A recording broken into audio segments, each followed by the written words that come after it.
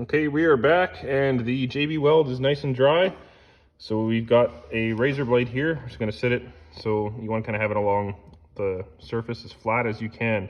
Try not to catch the edges as you can gull the aluminum of the other passages. So just lightly go over it, shave it down. Keep like a low angle because too high you can dig into the aluminum. Okay, I've got most of it shaven down with the razor blade, and I've got some 600 grit sandpaper here. Page 5, step 1, you're going to grab your the larger drill bit that they've supplied, and you want to drill a hole through the right to left side of the wall here. So my valve body is different than what is pictured in the diagram, so I did some searching, making sure that maybe this wasn't a Frankenstein valve body and it wasn't out of an RE or something like that. But looking into it, if you don't drill this out, because you blocked off that hole in the separator plate, that's for the governor fluid, and I guess it takes fluid from this circuit and puts it through here. Because if you don't do this hole, then you will only have first gear. So we're just going to drill this right now. I guess we'll find out later if this thing has some goofball mid plate, but I imagine it should work. Step 2, you're going to look at the separator plate right here. And what you're doing is you'll be drilling some holes to kind of dictate your shift firmness. So the 1-2 is right here, and you'll drill that hole out. This one's already been drilled on this valve body. It's being drilled off to about 0.93 for this one. And then the 2-3 holes are, that hole right there, and that hole right there. So whoever did this valve body plate, they did this to a larger, probably like 0.100, but they left this hole at about like a 0.80. Now I believe the last time I did it for my other valve body, if you did the servo spacer there that's supplied, then you don't need to drill the 1-2 hole. So I did that, so I used the servo spacer for my last one. And then for the 2-3 holes, I believe I went to 0.128. Using a 1/8 drill bit, and it banged really good. I was really happy with it. Page 6, step 1. Now we're working on an RH valve body right now, so I don't have this section where the governor solenoid is. However, I do have a RE valve body over here, and what you want to do is unplug the gov solenoid right there, and then they supply a white zip tie, and you can secure the plug away at the zip tie. Step 2, you want to install this tapered bushing into a hole under this OD accumulator retaining plate, which is over here. So pull these screws out, that comes off. This tapered bushing fits right inside here in this hole. Now, this valve body already has this done, so I don't need to do it. But they say to use a long valve body bolt like this, put it in there, and then hit it with a hammer and hammer it down. Should be simple enough. And then as well, step 3, you want to remove and discard the original OD accumulator spring and install the furnace other one. So this is the one that's in there. It's already yellow. Here's a new one. This is already been changed out, but yeah, there you go. Put the new one in there. So to complete step 4 on page 6, you need to have the valve body a little more assembled. So we're going to go back to page 2 and look at what the check valves are for this part of the valve body. Now on the top left here we have 6 1/4-inch balls, which is these right here, and then one 1132, which is right here. So you look at the diagram. Of course, everywhere with a C, you put in one of the 1/4-inch ones, and then where you see the 1132, you put the large one. Now, of course, make sure you note that if you did the servo mod, to remove that one. So I didn't do that. I'll be putting that in. Oops. Also, make sure that you clean everything very well before you assemble it all.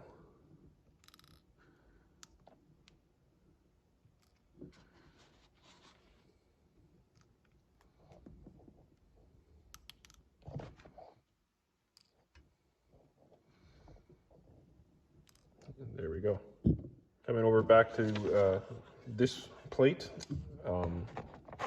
you should have the check ball right here removed, check ball up here removed, and I don't think there's anything else. I only have one check ball, so I think I'll have to look at the video again, but I might have lost the other one, but it doesn't matter when I'm putting those in. Also on the other side, it says to look, make sure that if there's a square channel that the 3/16 check ball should be installed. Now, this plate does not have it. Here's another thing to check before you put it all back together is the overdrive and lockup solenoids. Now, it's you can actually do this while the valve body's in the truck, but then you still have to go pull the valve body out to change them out. So we're gonna do them while the valve body's out right now. So this far left pin is the 12-volt power for the solenoids.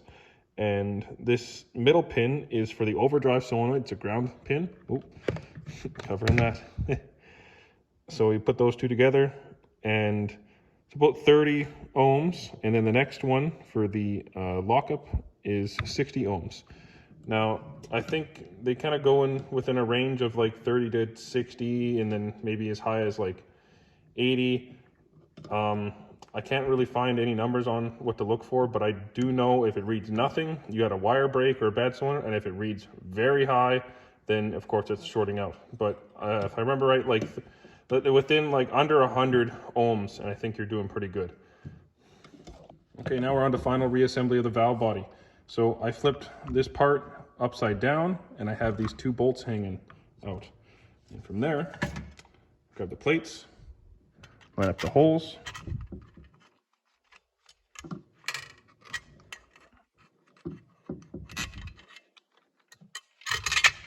Slides on nicely. Next part. No, don't get paper towel caught in there.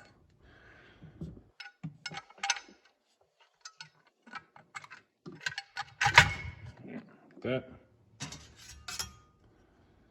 These things really only go on one way, so you don't have to worry about getting them backwards. And then now I can't flip this over, of course, because of the check balls. So I'm going to take this whole assembly, flip it around, hold the plates all together, and then line it up with the holes in that body.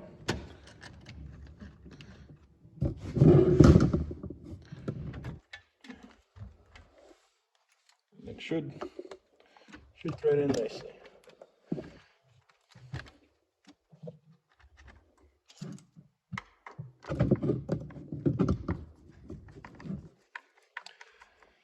Leave that a little loose, put it in there, get the second hole. Now you can, don't lift it up too much, just make sure those check balls stay there.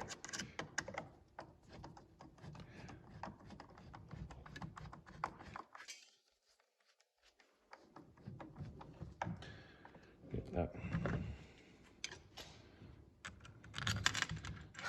Oops.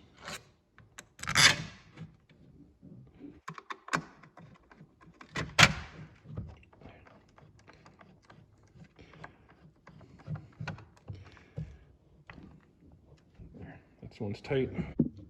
Page 6, step 4, install new blue spring on PR valve and reuse original switch valve spring. So, go over here. Here's the whole kind of assembly for the PR valve and switch valve. You'll have your blue spring, and then there's this spring seat. Make sure this Allen headed part goes out, and then it sits in there like that, sits like that. Your springs, then you come over here, make sure that's in there all the way, and the right way too, with this fatter kind of side, that side. And then here, I'm just going to take one of the longer bolts, get that in there, get that kind of started. That'll hold that. And then if those top and bottom ones are in, you're going to put in the small one, and that'll kind of hold the assembly back. So after bolting that down, that should be about every screw you have, save for the 3 bolts for the filter housing, 3 or 2, which have this larger washer on them. You can see I got this little screw right here, and I'm like, where in the hell does this go? I'm looking everywhere. It's always like, you can't leave anything out. And turns out there's a screw that goes right there. So of course I got to pull the valve body all apart here and put that in, but yeah, make sure you don't have anything left over.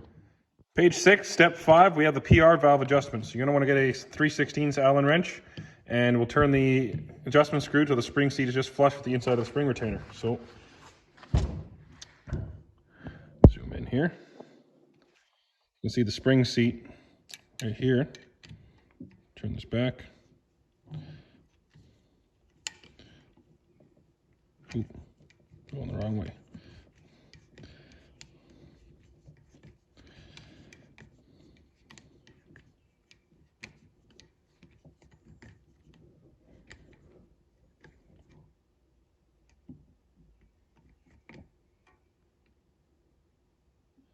Now that you have it flush, there's the adjustment. So you want to turn it in no more than 5 turns from flush. 2 to 3 turns are the norm, and 5 for fire-breathing street drag and strip use only. So you kind of tailor that to your specific build and use. What this does is it sets the initial line pressure of the valve body. And I think I did 4 or 4.5 on the last one I did, and it's been holding up pretty good. So I'm probably going to do about 4.5 right now. So make sure you take note of the top of the, actually, hold on. And if you have a paint marker, to make things easy on yourself, just mark the top of it. And then we go 1, 2, 3, 4. Go 4.5. There we go. That should be good. You can see how much it sticks out there.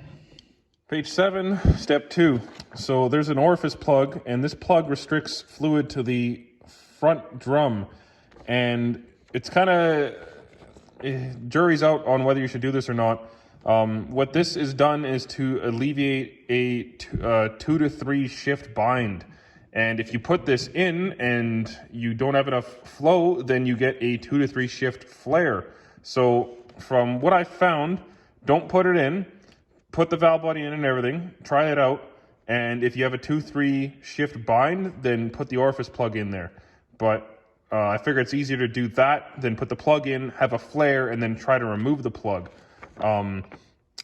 There's kind of a whole combination of if you have like a different lever, and if you drilled the separator plate out more, and if your band adjustment's different.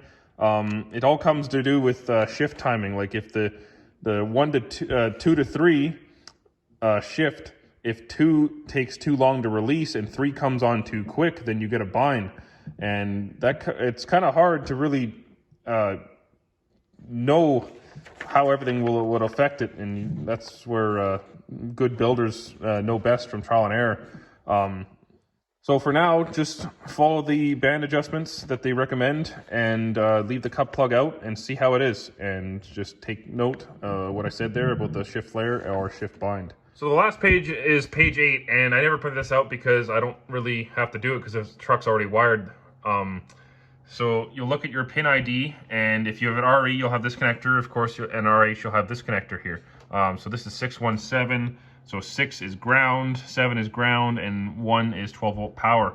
And when I wired this in, I've wired both of these trucks in already.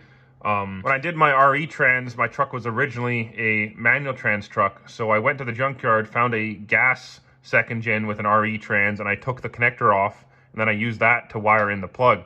And you just, for the common 12-volt power, you just find a key on power to supply that from. It doesn't have to be relayed. It doesn't pull a lot of power. And then for the ground, you just put it to a switch. So you activate the switch, it completes the connection, and on the other end of the switch, the ground goes to position. I'll go show it in a second here.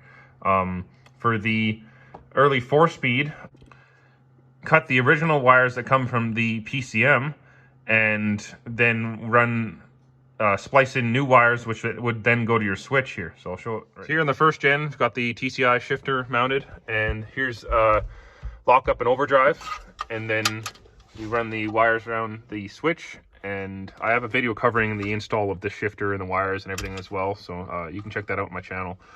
And then I had the ground wire just go to the body of the shifter. And here's my second gen that I have the TCI shifter in as well. I don't have a cover for it, so it's a little easier to show. This is lockup, this is overdrive, and then you have the ground wire which goes to there, and then the two transmission wires, which I went, and when I got my plug I got the same matching wires as what the Trans uses, and that runs down through the floor. I did it kind of sneaky. I ran it through the 4x4 shifter on this, but just really kind of drill a hole anywhere and run it through. This is a prototype shifter stand, but I do sell proper fabricated shifter stands on my website here if you go check it out, if you are doing this swap into a second gen Dodge. So the last step before putting the valve body in is this park rod. And there's kind of two ways to go about this.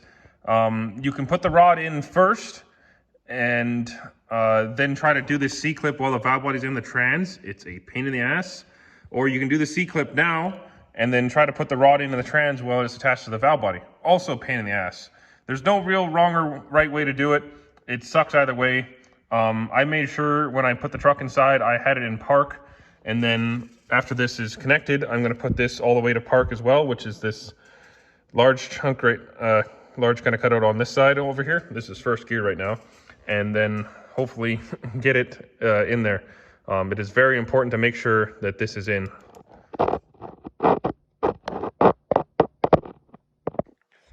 So assuming you have the Trans install done, you're ready to go and test it out. What I like to do is put the truck on jack stands like this, and make sure you don't have it in 4x4 or else you'll have a really bad day. But start off like this, and this is the way you can go through all the gears, make sure it has first, second, third, overdrive, and lockup, and not have to chance blowing it up down the road. So at least if it's not going to work, it'll not work inside the garage. Okay, so you're going to want to start in neutral so you can get all the trans fluid circulated. Make sure you have quite a bit in there. What I have here is a gauge hooked up to the accumulator port to read line pressure. Now, your initial line pressure can be anywhere from 60 to 100 psi. So if you're kind of sitting in, but for more kind of built transmissions, if you're doing about 80 to 105 psi, you're doing good. We're in neutral here. Put your foot on the brake. Go to first. Got good first gear pressure. Second gear, little dip, good second gear pressure. Little less off the brake. Third, good third gear pressure. Do overdrive, little dip there. You can hear the engine going to load, got overdrive. And then there's lockup, of course, but I'm not going to do that. But you can test it, it just makes your tire speed go real quick. So push your foot in the brake, bump it into neutral, and then I have my camera girl here go and look at the tire outside, and I'll do it again, and you'll see the wheel speed change.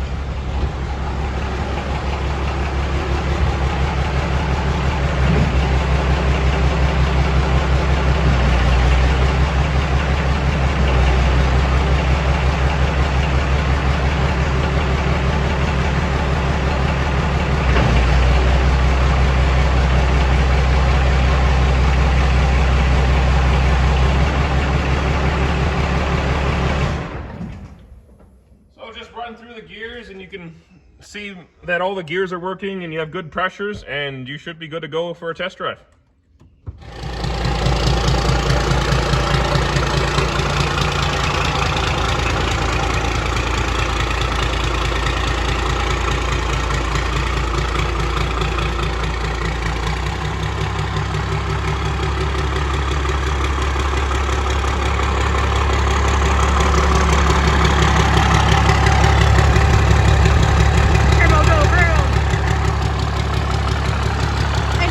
Clap, clap, clap.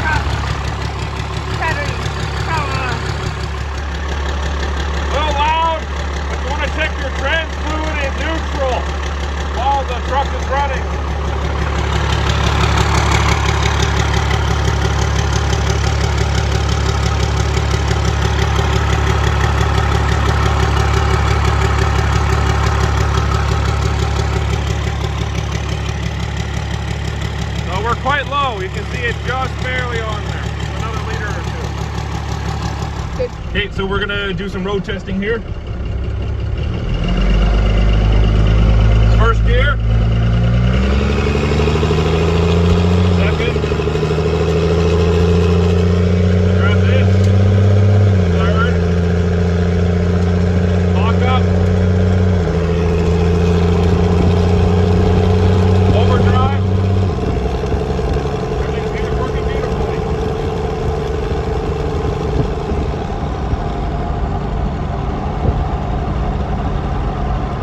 Fourth and not lock up. Coasting. Slow down now. Overdrive off. Third gear. 3 to 2 downshift. Working great. And then first gear. Working great. Pre-select lock.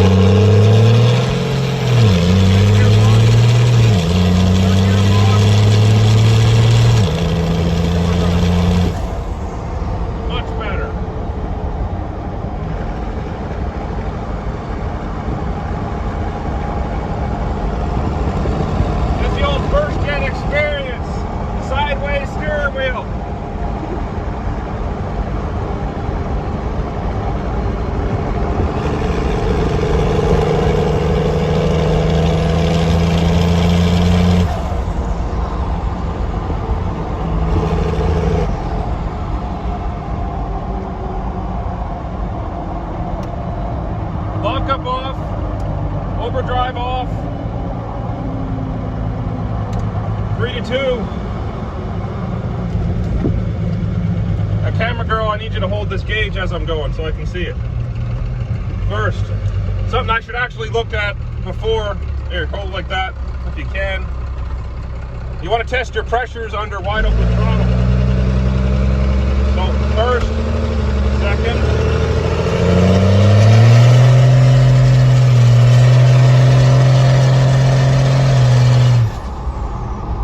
tap out at there. 125. Well, that's 125 right now, but what was it at peak? 150, I think. 150? Yeah. We gotta go back in the footage.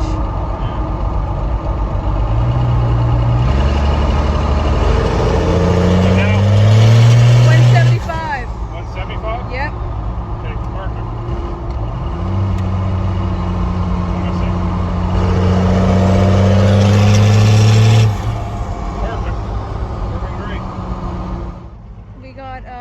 In-cabin air conditioning. See the tranny in action. Looks like a transmission.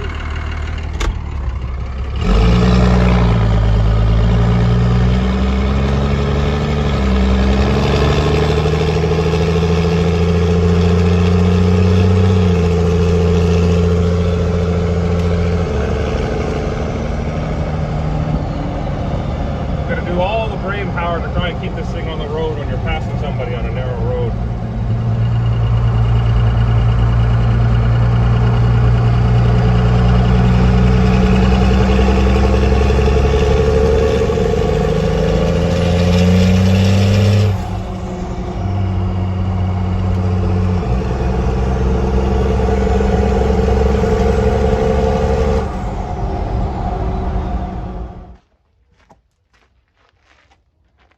Ooh, hot.